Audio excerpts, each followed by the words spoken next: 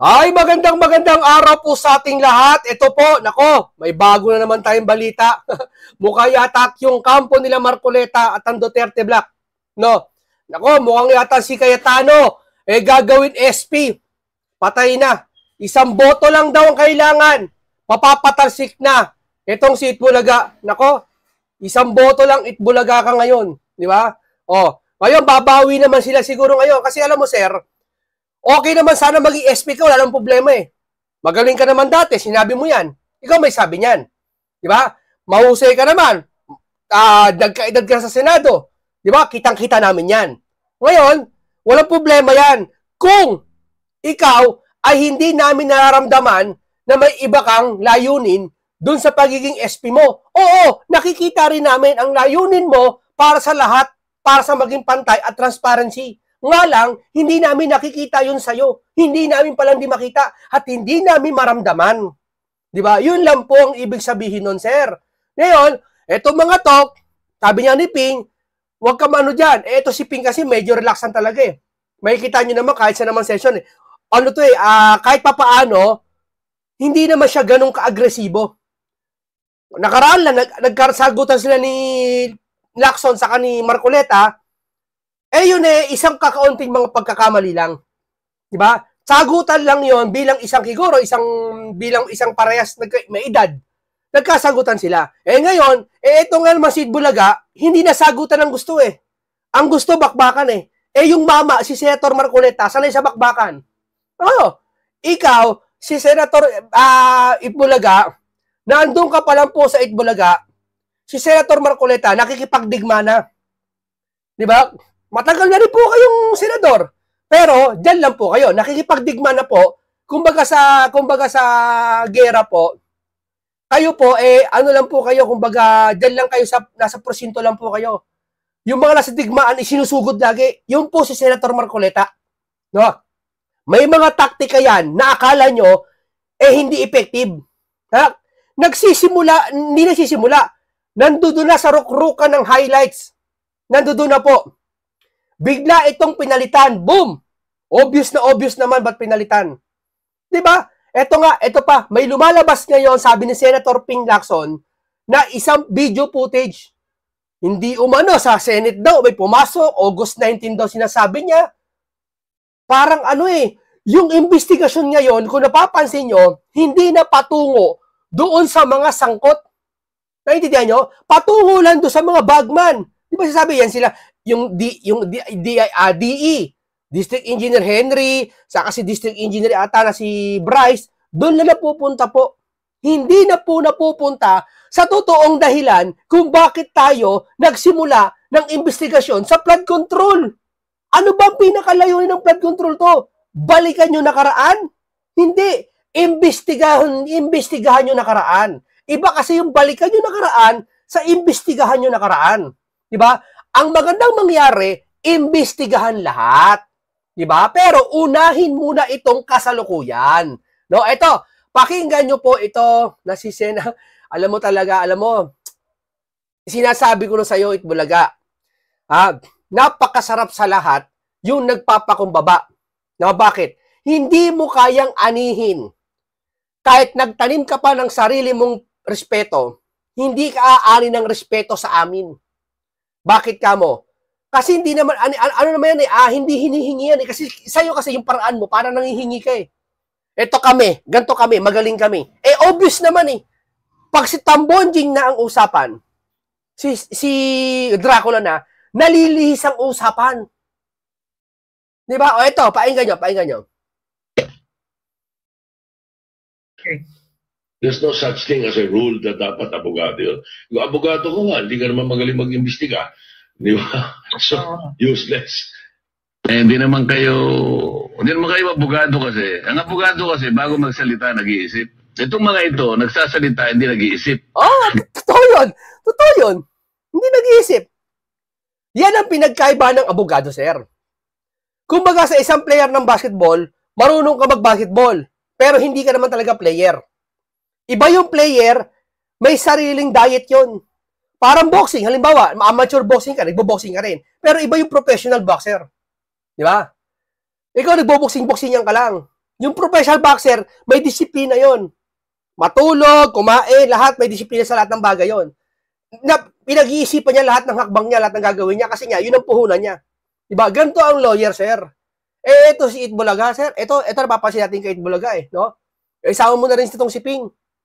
Diba? Nakakapagtaka kasi minsan, sir, yung sinasabi nyo na maging pata sa pag-iimbestiga, sir, Diba? Tila yata nauuwi. Ha? Sa iba kung sinasadya nyo o hindi, nauuwi doon sa Duterte. Diba? Kaya ibig sabihin, hindi kayo nag-iisip. Ang isang lawyer, nag-iisip. Hindi porket si Marcoleta, doon lang nakapokus sa 2022, 2025, ayaw niya na pag-usapan si Duterte. Mali yun. Doon muna sa kasalukuyan, hindi mo pa nga naayos yung kasalukuyan, tatalong ka na sa nakaraan. Mas lalo mo hindi mo maayos. Bakit? Yung mga nakaraan, sinibak na lahat yun. Si Bantag nga, wala na. Yung iba, nagbaliktaran na. May imbestigahan mo ba yun? Yung iba na, kay Bongbong na. Di ba? Yung nakaraan ngayon, bakit? Nabanggit ba yung mga amo natin? Nagpapakatuta kasi tayo. Di ba? Nagpapakaaso kasi tayo doon kay Romualdez. Di ba? Kasi po, ang nangyayari po kasi, hindi patas Tapos kayo siya sabi, patas. Halatang-halata naman Di ba? Hindi nyo nababanggit pangalan nun. Mama na yun. Ito pakinggan nyo. Napakinggan nyo naman, di ba? Ito, basahin natin. Romualdez, matatag na leader. Matatag na leader. Matatag ba yan? Hindi niya. Ultimo, may nahaging ako. May nahaging lang ako Ayan siguro, ayan Romualdez, matatag na leader at mapagkakatiwalaan. Yung totoo lang dyan, alam mo anong totoo lang dyan? Yung Romualdez na pangalan. Yun lang. Pero yung matatag na leader, hindi niya leader Yung matatag, hindi rin Yung pagkakatiwalaan, lalo na. Sir, pasensya na sir opinion ko yan. Bakit? Yung pagiging matatag sir, mabanggit ang pangalan mo sa malaking issue, lalo na sa pinag-uusapang ito, taong bayan na apektado, at tayo alam natin, hinanal tayo ng taong bayan. Pupunta tayo. Bakit? Kukumprontahin natin sa Senate, sabihin, magarap tayo. Sino nagsabi? Si Iskaya? Sige. Saan mo ako nakilala? Asan ang papeles mo? Asan ang video? Asan? Wala mapakita, di tapos. Yun ang matatag. Tama? Leader ba yon? Humarap? Leader yun, yes. Pag hindi ka humarap, hindi ka matatawag na leader. Mapagkakatiwalaan ba? Hindi ka nga humarap Paano kami magtitiwala sa iyo ngayon? Itong simpleng bagay, hindi mo naharap Pupunta ka lang doon, may sasakyan ka naman. Di ba? Hindi ka naman magugutom doon sa Senate o kaya sa ano man doon, sa Congress, hindi ka naman mapatawag, malamang. Kakagating ka ba ng mga di ba? Yung aso mo nga, amo, kakagating ka ba niyan? Di ba? Tuloy natin. Ito talagang highlights. Posisyon ni Tito Sotto, name Miligro. Name Miligro tuloy. Namimiligro. Namimiligro. Sumang-ayon si dating COMELEC Commissioner Atty. Rowena Guanzon. Ito, dalubhasa to si Ma'am Rowena. Idol ko rin to Ma'am Rowena. Guanzon, sa babala ni Sen. Ping Lacson kay Senate President Tito Sotto na mag-ingat sa slim majority.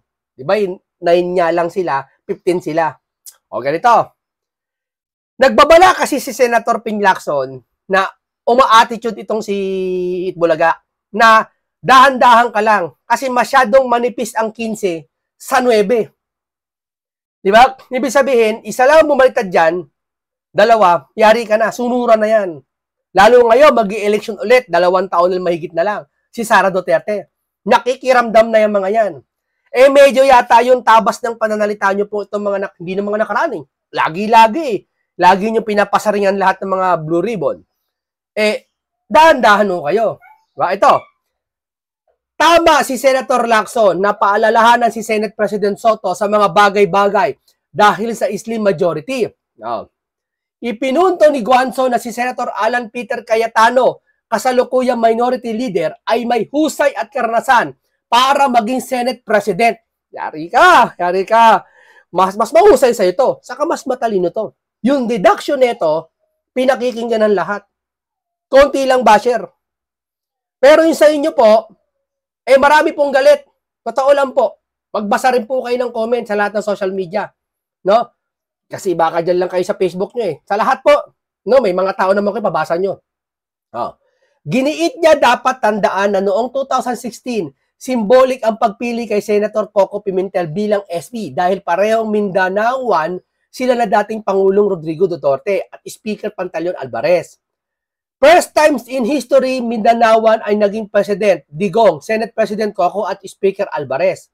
Ngayon, bilang sa majority block sina Alan Peter Cayetano, Amy Marcos, Rodante Marcoleta, Robin Padilla, Bongo, Bato de la Rosa, Joel Villanueva, Jingo Estrada, Chis Escudero, ayon kay Guanzon, isang boto lang ang kailangan ni minority para muling umugong ang muling pagbabago ng liderato sa Senado. Yari na. Gaano kayo napangakuan ng majority nyo na sa inyo yon, Mr. Itbulaga? Di ba? Gaano? Shipping na si BBM na nagsabi, amo nyo na nagsabi, na nasa politika tayo. Ano magagawa ko? Kaya lang naman, ang majority, ang 2 bilyar, sa tingin ko ay para manatili ang kanilang chairmanship. At sasama naman si Senator Pia kung si Alan ang lalaban.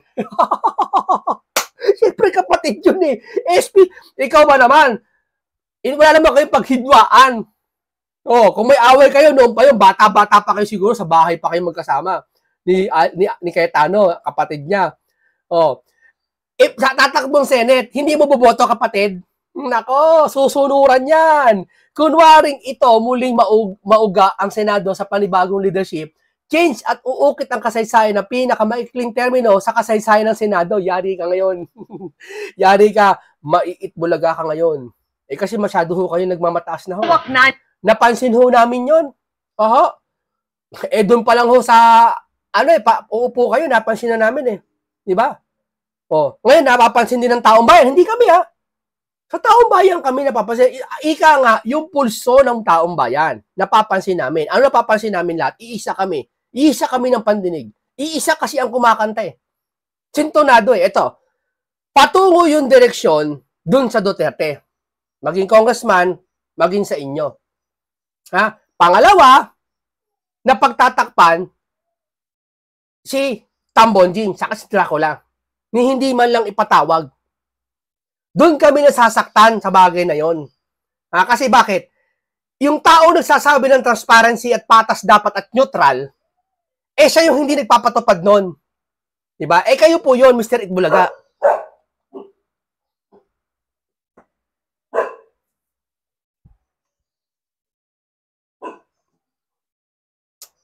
May tao mukhang may magnanakaw.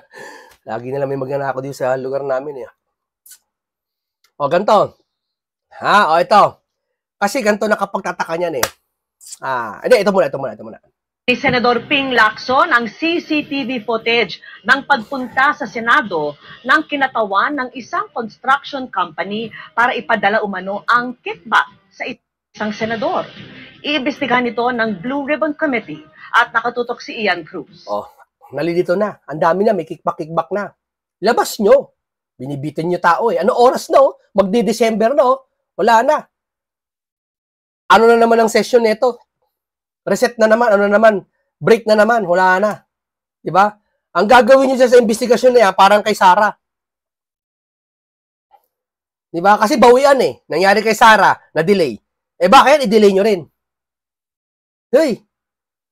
Uy, taon bayan, mas marami na apekto sa flood control. Kita nyo nga, September 21, hindi ko alam mga influencer, sila Boss Toyo, Flip Top yata, iba pang mga sikat, Shernan, at iba pang mga kilalang tao dito, mga influencer vlogger. Hindi ko lang kung may sasama mga sikat na artista o artista. Sa September 21, Luneta, meron silang sasagawa doon na, hindi ko alam kung peace rally, no? Pero ang bilin doon, huwag magdala ng kahit anong armas o anumang pampalakit. Ang gagawin lang, maskara, nakatakip ang muka, parang ninja. At gagawin nila yung September 21 kung saan doon yata nag-declare ata 21, 22, 23 yata o basta 21 nag-declare na martial law. Coincidence na nangyayari. Ibig sabihin, eto na naman yung bumabalik na naman tayo sa repeat history na naman tayo. Repeat history itself. na kung saan isang Marcos na naman ang nasasangkot sa maanumalyang itong corruption na itong flood control. Diba? Pupunta sila dun. No. Sabi ni Senate Blue Ribbon Committee Chairman Panfilo Lacson, hawak na nila ang CCTV ng pagpunta umano ng isang kinatawan ng WJ Construction sa Senado noong August 19. Ang nasabing construction company ang inilutan ni dating Bulacan District Engineer Bryce Hernandez na nagde-deliver umano ng kickback sa isang Beng Ramos para umano kay Senador Jinggoy Estrada. As we speak, meron kaming video footage ng CCTV footage na dumalaw dito talaga yung WJ. Dumalaw sa Senado. Ang pangalan niya Mina, no? Ipapatawag namin yon. Kasi tatanungin namin, although may idea kami kung saan siya nagpunta rito, kaninong opisina ang dinalaw niya. May idea kayo sa pumunta dyan. Kung kanino opisina, may idea kayo kung kanino opisina. Pero ipapatawag namin para malaman natin kung kanino siya nagpunta. O akala ko ba may ano kayo, may idea ko kanino kayo pumunta. Ngayon sasabihin mo naman para malaman ko kanino kayo nagpunta. Ano ba talaga? Pukoy na ba? May idea kayo kanino? O ngayon tatanungin niyo 'yon para malaman niyo kung kanino. Sir, medyo ano sir?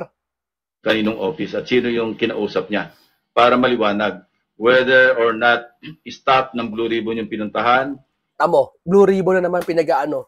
Whether blue. Bakit parang gano'n, no? Parang nangyayari po kasi, dito kasi parang umano'y, CCTV, pagpunta umano sa Senado ng magdadala ng kickback sa isang senador. Hawak ni Senator Lacson. Tingnan mo nagbabawi yan parang nangyayari. Hindi ko lang totoo, Senator. August 19 daw yata nangyari to Kasalukuyan yata, pahinga natin. O legislator yung pinuntahan, edi magpaliwanag yung kapwa senador. Nauna nang itinanggi ni Estrada na may staff siyang nagngangalang Beng Ramos.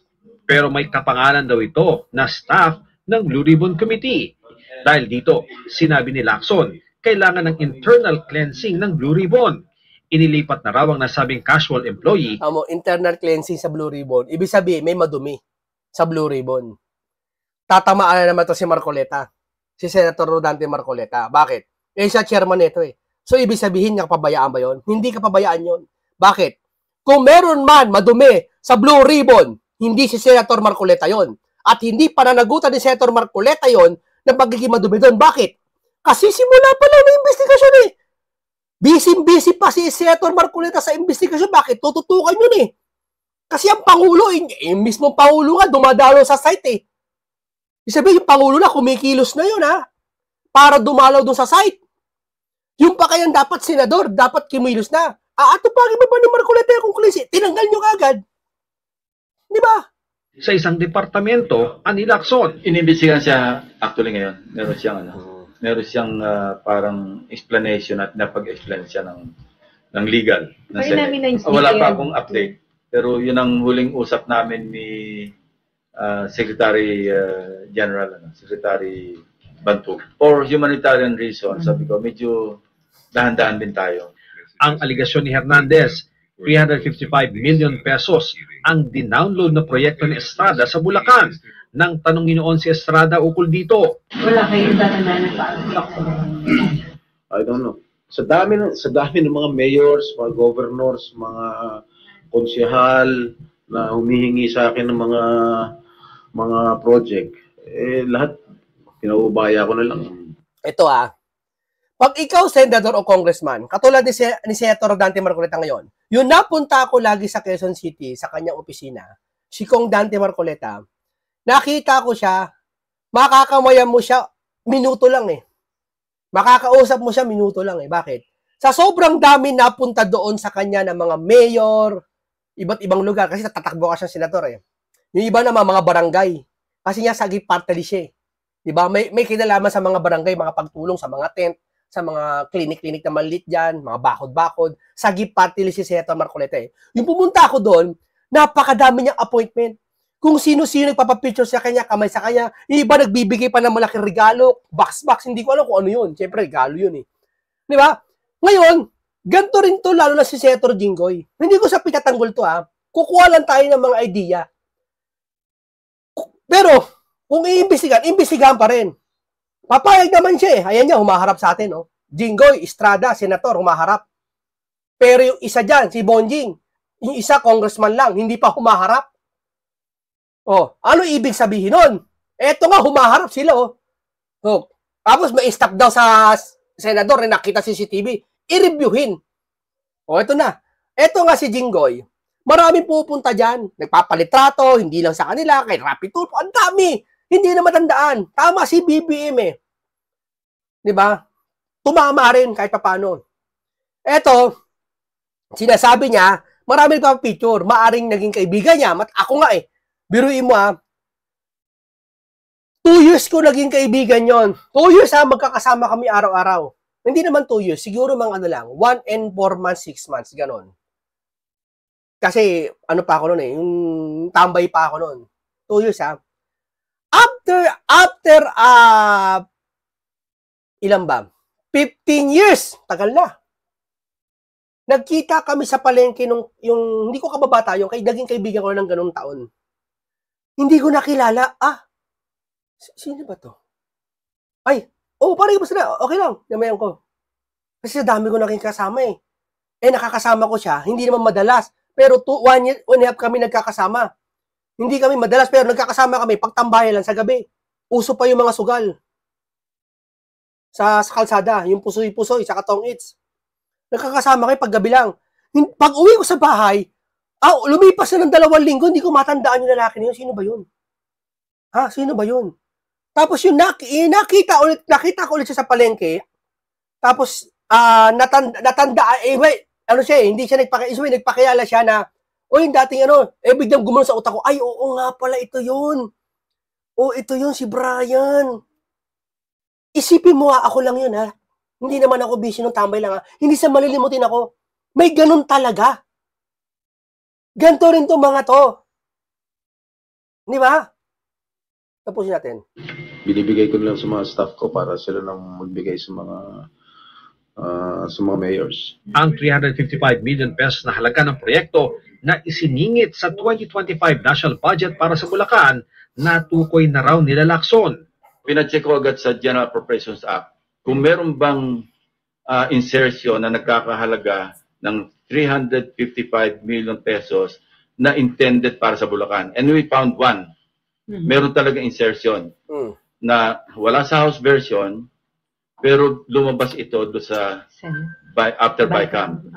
So maliwanag na either sa Senate version or sa BICAM yun na insert. Alam mo, duda ng iba, dyan sa CCTV niya mayroon daw pumasok sa Senado na kukunin yung kickback yata. Yung pagkakaintindi ko Alam mo, sir, alam ko hindi naman galing sa iyan eh. Meron ba naman, sir, na senador, busy na. May mga katulad kayo ni Marcoleta, bukod sa sariling investigasyon ni Marcoleta, may mga tao kayo nag-iimbestiga. Sa mga tao yan, di ba may PowerPoint kayo, gumagawa ng PowerPoint? Next line, di ba? Alam nga naman kayo gumagawa nun, sir. May tagagawa kayo niyan. Tapos isusuruin yung maigi kung ano sasalpak doon. Ito. So, basta sa investigasyon, sir, hindi lang kayo ang gumagawa. Marami din kayo gumagawa niyan, sir. Tama? Kaya nga, committee kayo eh. Di ba? O, ganito. Maaring biktima ka ng maling impormasyon. Kasi dapat ipakita mo yung CCTV na yon. Kung nakita senador, hindi pa pwede pagbintangan. Alamin muna kung bakit pumasok yun doon. At ano dahilan? Kickback ba talaga? Kung kickback, edi parusahan. Malay mo si Senator Marcoleta pala yon. Pabibintangan nyo yun? Magkakamali kayo dyan. Isang malaking pagkakamaling hakbang yan, gagawin na yan. Mention nyo lang pangalan ni Senator Marcoleta, pagbintangan nyo. Di ba? Maling hakbang nyo yan. Di ba? Tsak talaga, hindi naman hindi naman sinabi magkakaroon ng malaking malawakang pagkilos. Hindi naman yun. Wala naman. Huwag ganun. Ang sa atin lang, katwiran sa katwiran maglalabanan. Yari kayo. Di ba? O yun. Hindi natin masasabi baka may nag-invento na nagparating sa inyo para guluhin ang investigasyon. Di ba? Kasi nalilito na ang tao eh. Ano ba to, senador? Doon nakapokus sa Senado sa CCTV. Para nga naman, masiraan ang Blue Ribbon. Para isipin na, ito lang, sir, hakalan to Pinagsama-sama ko lang yung comment ng tao at sa sarili ko Hindi to sa inyo hakalan to. Para siyempre isipin, i-reactment ko.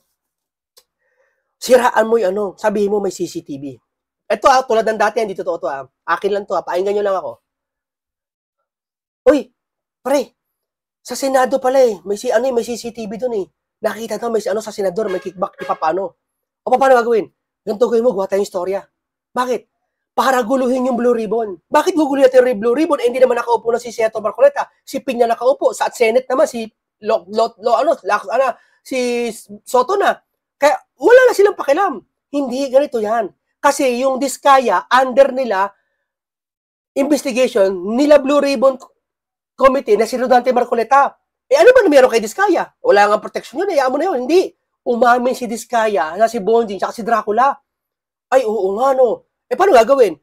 Para mawala sa isipan ng tao yung boss natin na mapagbintangan, sabihin natin may palpak na kickback doon sa Senado kung ano nakita sa CCTV para pagbibintangan yung Blue Ribbon. Tapos may cleansing na mangyayari o may makikita, madumi, ibig sabihin, maraming butas ang Blue Ribbon ni Rodante Marcoleta, meaning, yung sinabi ni Diskaya na binanggit yung dalawang Bonjing sa Dracula, hindi na paniwalaan ng Blue Ribbon. Tama? Ang paniniwalaan, yung kasalukuyang Blue Ribbon niya yun, na si Lacson. Oo nga, no, sir. Ganun ang senaryo. Ang galing nga. Ganun ba yun? Huwag niyong paniwalaan yun. Kwento lang yun. Kayo na, bahala. I-comment nyo na lang kung anong deduction nyo. Kung totoo yun o hindi. Tama ba ako doon? O hindi? Hindi pa bibintang yun, ha? Senaryo lang yun. Kinento ko lang yun. Hindi sa inyo yun. Huwag niyong saluhin yun. Pag sinalo nyo yun, guilty kayo. Proyekto ng araw na na-award mula sa nasabing pondo nitong Mayo lang. My teams are checking kung ano yung status ng mga at least 5 projects na yon na hindi pa namin alam yung amount. Madali makita yon kasi nasa website naman ng DPWH. At titingnan namin sa ground ano yung status. Sa gitna ng akusasyon ni Hernandez, iginiit ni Lacson na walang sasantuhin ng Blue Ribbon. Sabi niya, masagasaan na kung sino man ang masasagasaan. Masagasaan niya, hindi mo nga mabanggit yung pangalan ng Romualdez pati ni Saldi. Hindi naman sila pinabibintangan di ba dapat mas maganda unang ipatawag yung mga yon sa unang pagdinig mo bilang isang Blue Ribbon sa Webes yata yon. Di ba mas maganda ipatawag mo yon? Di ba? Bakit wala sasantuhin? Aabangan namin niya kung papatawag nyo, sir. Pag hindi niya pinatawag yon, yung dalawa na yon, isa lang ibig sabihin nun. Yung sinasabi nyo ngayon na wala kayo sasantuhin, kinakain mo na yan. Kung may pagtatakpan pa daw, bakit pa daw kailangan pang mag-imbestiga? Kinokonsidera na raw ng Blue Ribbon na ipatawag ang dating pinuno ng Senate Finance Committee na si dating Senador Grace Poe. Interparliamentary. Ipatawag. Tamo, asin po po. Kilalang pangalan, papatawag nyo. Etong dalawa, hindi nyo papatawag. Sir, hindi kami maniniwala, sir, na sinasabi nyo, wala kayong kikilalanin. Lahat kayo, talagang wala kayong sasantuhin. Si Senator Grace po, para ma-identify kung saan o kung sino yung nag-insert ng 355 billion na yun. Kasi establish na natin na either sa Senate version or sa bicameral, sa BICAM, lumabas bigla yung, kasi wala sa NET, wala rin sa GAB. O sa House Gab. Pagdating naman sa mga proyekto ng Duterte administration, pwede rin nilang tanungin si Senador Mark Villar na nooy kalihim ng DPWH. Si Senator Villar could be a very good resource person, at the same time, member of the panel. He can share. He's free to share his whatever he thinks or he knows about what happened from 2016 to 2022. 2016 to 2022 na naman! Naku, alam na namin yan, sir. Huwag mo na ito lang, sir. Alam na namin yan. Lagi na lang. Maraming salamat po sa inyo. Ano po masasabi nyo sa ating mga paliwanag, deduction? Ito po talaga, palabis ng palabis. Iba na yung pinupuntahan at direksyon. Tito Sen, yung sinasabi mo, walang direksyon ng committee ni Ka Marcoleta, ni Senator Rodante Marcoleta, baka sa inyo po tumatama ngayon. Isang mapagpalang umaga, araw, maraming salamat sa inyo, mabuhay kayo, ingat lagi kayo.